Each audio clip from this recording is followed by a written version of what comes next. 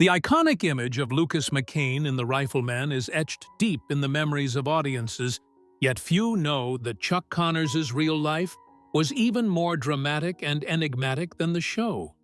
He carried a secret no one knew until his very last moments. And today, all these secrets will be unveiled, little by little, so please wait patiently. It certainly won't disappoint you.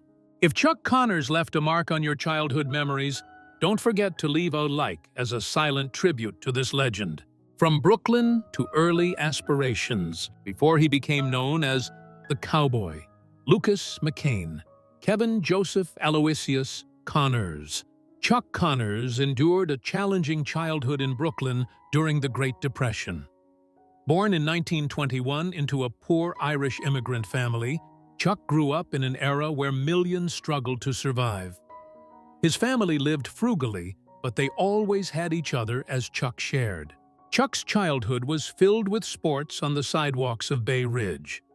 He played baseball not for glory, but to affirm his existence. His athletic talent earned him a scholarship to Adelphi Academy. Though he felt out of place among the privileged class, Chuck pushed himself and excelled in multiple sports, seeing each success as a blow against poverty. The specter of his past never left Chuck. He always cherished what he had and feared losing it. These very experiences forged him, helping him embody Lucas McCain, a strong, resilient man who understood pain but never complained. His challenging childhood became the driving force behind Chuck Connors, building his legend through perseverance, not privilege. For Chuck, Connors, born into poverty, sports were a miracle and the only escape to prove himself. At Seton Hall University in the early 1940s, he became an outstanding athlete in both basketball and baseball. His nickname, Chuck, also originated from his frequent call on the baseball field, "Chuck it to me." In 1946, Chuck joined the Boston Celtics and made NBA history as the first player to shatter a backboard. Nevertheless, his basketball career was modest, playing only 49 games with an average of 4.5 points per game. Unfulfilled, he left the Celtics to seek opportunities in baseball. On May 1, 1949, Chuck made his Major League Baseball (MLB) debut with the Brooklyn Dodgers. This was a dream come true for a Brooklyn kid, but he played just one game before being sent back to the minor leagues. He once admitted, "That day still haunts me. I thought I just lost everything." Still, Chuck didn't give up continuing to play in the minor leagues. In 1951, he got a second chance with the Chicago Cubs, playing 66 games and hitting 2 home runs. Despite his relentless efforts, Chuck realized that perhaps sports were no longer his path. "I loved sports," he said in 1981, "but I began to understand. Maybe it didn't love me back." And just as his athletic dreams were fading, Hollywood found him. Unexpected opportunity in the film capital. In 1952, while Chuck Connors was still striving to cling to his baseball dream in the minor leagues, a powerful home run caught the eye of Billy Gordon, MGM's casting director. Impressed by Chuck's physique and charisma, Gordon approached him after the game and asked if he had ever considered acting. Initially, Chuck wasn't interested in the slightest. However, a minor injury later forced him off the field, and curiosity led him to an audition at MGM. Even without a baseball bat in hand, Chuck's spirit and focus, honed by sports, shone brightly before the camera. Just 3 days later, he signed his first Hollywood contract, giving him a sense of validation after years of relentless effort. Chuck's first role was a small part in the film Pat and Mike. There, Spencer Tracy encouraged him, "Keep at it, you've got talent." Those words ignited a new fire in Chuck, driving him to plunge into acting with the same passion he had for sports. For the next 5 years, he continuously acted, refining his craft. In 1957, his role as Bern Sanderson in Disney's Old Yeller quietly changed Chuck's life. His profound performance deeply impressed the producers of a new Western television project. They found in Chuck a true soul for the lead role in a series about a widowed father raising his son. Ultimately, the Brooklyn boy once rejected by sports found his path to a more stable career than fleeting glory. He no longer needed home runs, because soon he would etch his name into American television history. Chuck once shared, "Baseball taught me how to fail. Acting taught me how to stand up." Hollywood not only gave him a second chance, but also gave him a voice and a stage to express his inherent values through the image of a strong cowboy. The Rifleman, the role that forged a legend and a life. In 1958, Chuck Connors accepted the role of Lucas McCain in The Rifleman with an unusual clause, 5% of the profits, a gamble on his authenticity. He poured his heart into preparation, transforming every ache into genuine realism for the role of a strong yet affectionate father. Chuck shared, "Playing Lucas McCain was a blessing hidden in wounds." On September 30th, 1925, The Rifleman premiered and quickly became a phenomenon, climbing to 4th place in the ratings. Lucas McCain, the widowed father raising his son Mark in the Wild West, became an icon of kindness and morality. Millions of viewers found empathy and inspiration in this character. However, this success came at a price. Chuck Connors gradually became synonymous with Lucas McCain. He was no longer Chuck, but Lucas in the public eye. He even wrote to a close friend that he hadn't seen Chuck in the mirror for a long time. Although he was the creative spirit behind the scenes, editing scripts, and inviting former teammates to participate, this dedication led to him being typecast in the role. Directors and casting agents only saw Lucas causing Chuck to repeatedly reject non-Western scripts for years. Beyond their on-screen father-son relationship, Chuck Connors also built a deep bond with Johnny Crawford, who played his son Mark. Initially just co-stars, Chuck became a second father to Johnny, teaching him both about acting and life. Johnny tearfully shared at Chuck's funeral in 1992, "He wasn't just a co-star, he was my real father." This relationship extended far beyond the spotlight, based on genuine care from camping trips to life advice. Despite being typecast and struggling with fame, Chuck never abandoned his authenticity in acting, especially in scenes with Johnny, which audiences still remember as some of the most touching moments of father-son affection. The Rifleman not only shaped television culture, but also introduced a nuanced model of masculinity. Chuck Connors gave his all to Lucas, sometimes feeling empty in his own home.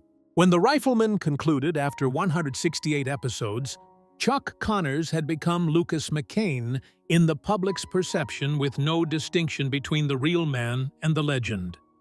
He rejected many cowboy roles because he didn't want to spend the rest of his life in the saddle. Yet, in that very paradox, this great role portrayed a father filled with love, quiet pain, and an unwavering moral compass living on in the hearts of audiences. The tragedy of Chuck Connors. After the success of The Rifleman, Chuck Connors faced a major challenge trying to escape the Lucas McCain image. Despite attempting more complex roles in Branded 1965 and 1966 and playing a cruel slave owner in Roots 1977, a role that earned him an Emmy nomination but was seen by audiences as a betrayal, Chuck remained strongly associated with the McCain nickname even in science fiction films like Soylent Green. He once confessed, "Sometimes I wonder if Lucas was a blessing or a curse." He was so beloved that he was swallowed whole by the very role that made him famous. The burden of being the national father was not only a source of pride, but also a deep scar in Chuck Connors' private life. In stark contrast to his ideal father image on screen, his personal life was tumultuous, with 3 broken marriages. His first marriage to Elizabeth Riddell, 1948, despite producing 4 sons, and once being the model American family, ended in 1962 due to Chuck's persistent infidelity. A year later, he remarried Indian-American actress Kamala Devi, A shocking union at the time, but one that quickly dissolved in 1972 due to insurmountable differences and a feeling of exploitation from Kamala's side. In 1977, Chuck married for a third time to Faith Quabius, who was almost 3 decades younger, but this marriage lasted less than 3 years amidst rumors of emotional manipulation and erratic tantrums. These breakdowns reflected the greatest paradox in Chuck's life, while Lucas McCain represented honor and loyalty. Chuck Connors was often impulsive, distant, and destructive in his closest relationships. His children felt emotionally abandoned, lacking the presence of their father. Friends and colleagues also noticed this strange dichotomy. On set, Chuck could charm everyone, but when the lights went out, he often cried silently alone.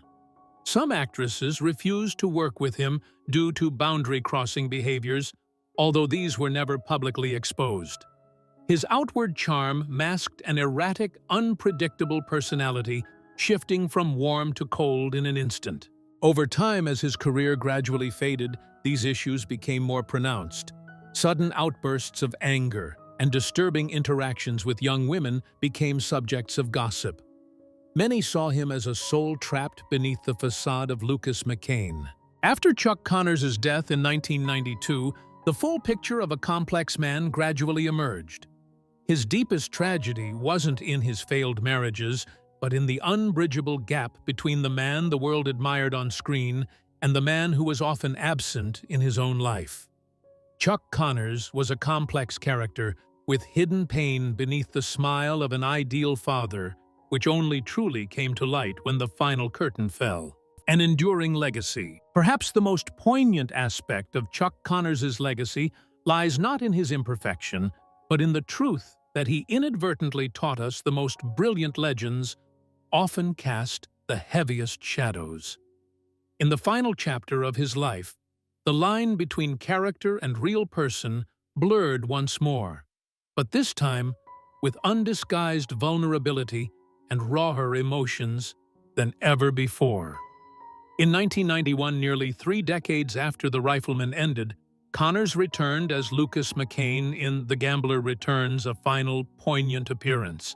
It's said that when he walked into the makeup room and picked out Lucas's hat, he wept. It was just a hat, but for him, it was memory, identity, a piece of his soul he had never truly left, and perhaps never wanted to let go of. Lucas McCain was his legacy, his shadow, and his final comfort. But after that reunion came a harsher reality. Years of smoking had begun to take their toll.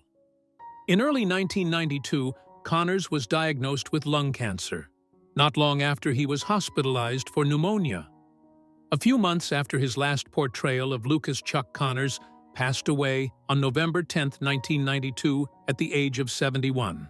The illness not only took his last breath, but also claimed one of the most enduring voices ever to grace the television screen. At the memorial service, Johnny Crawford, his on-screen son and true companion in real life, read the eulogy through tears. His voice trembling, he said, "He wasn't just a co-star. He was a great man. He was my friend. He was my father." Those words resonated in the hearts of millions of viewers who grew up with The Rifleman, those who once viewed Lucas McCain as a beacon of steadfastness and morality in a rapidly changing world. Chuck Connors was not perfect, but his influence was undeniable. In 1984, he was honored with a star on the Hollywood Walk of Fame, a symbolic tribute. But his true legacy lies deeper, not in bronze brick or names etched on a plaque. His legacy lives in the hearts of generations. He was a model of a resilient father, a moral teacher, a man who never gave up. The image of Lucas McCain walking with his son Mark on the dusty roads of New Mexico isn't just a film frame. It's a memory, a legend, a belief.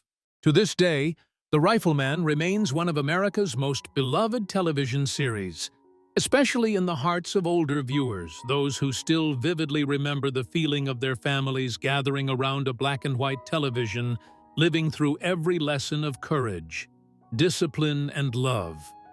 Chuck Connors didn't just bring a character to life. He brought hope for those who needed a steadfast anchor, for those who had never known a true father. So after all what remains of his life story, perhaps these legends are not born from perfection, but from the courage to overcome wounds. Chuck Connors lived a life both glorious and full of regret, a strange blend of spotlight and inner shadow. He was an athlete, an icon, a father, a lonely soul. But above all, he was a human being with all the beauty and pain that title entails. If the image of Chuck Connors has ever left a mark on your mind, whether from an old television in your childhood living room or a warm memory shared with a quiet father, please share that story below. And if this farewell touched something in your heart, please like, share, or subscribe to our channel. Not just to remember him as a person, but to preserve the legend forever.